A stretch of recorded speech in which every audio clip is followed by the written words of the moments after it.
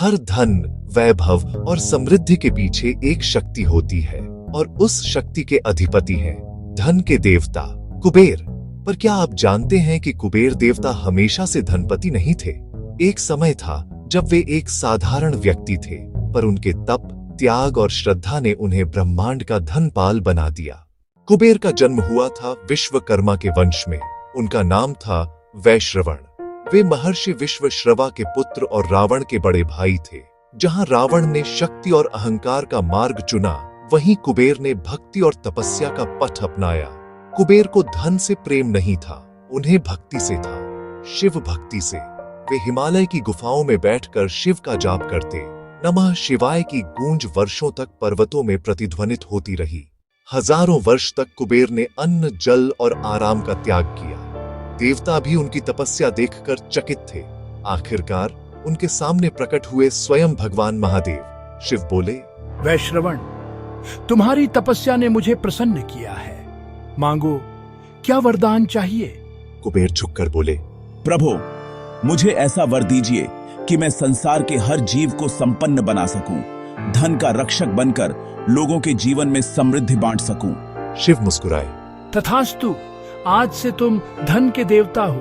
तुम्हारा नाम होगा कुबेर और तुम्हारा निवास होगा अलकापुरी, जहां से तुम संपूर्ण सृष्टि के वैभव का संचालन करोगे। भगवान शिव के वरदान से कुबेर को अलौकिक शक्ति मिली।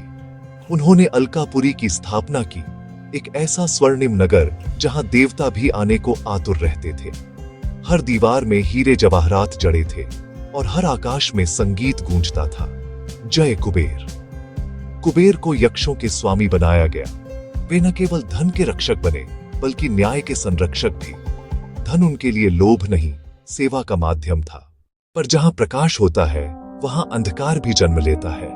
रावण, जो कुबेर का छोटा भाई था, वह कुबेर के वैभव को देखकर ईर्ष्या करने लगा। एक दिन उसने कुबेर से कहा, भैया, ये सोने की लंका तुम्हें क्या करेगी, मुझे दे दो। कुबेर ने मना किया, रावण, यह शिव की कृपा है, लोभ मत करो।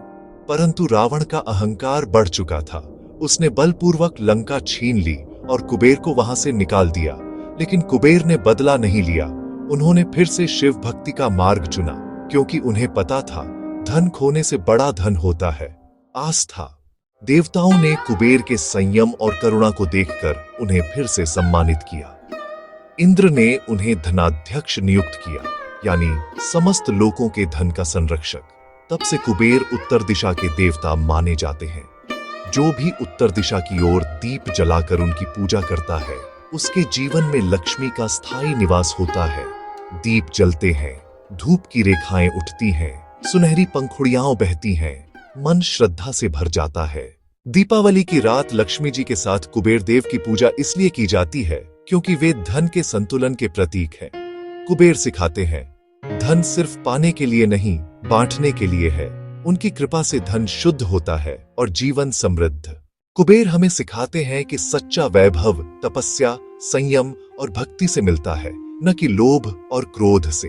जब हम अपनी संपन्नता का उपयोग दूसरों की भलाई में करते हैं, तभी हम कुबेरत्व को प्राप्त करते हैं। इनर लाइट डायरीज, जहां हर कथा में छिपा है आत्मा का आलोक।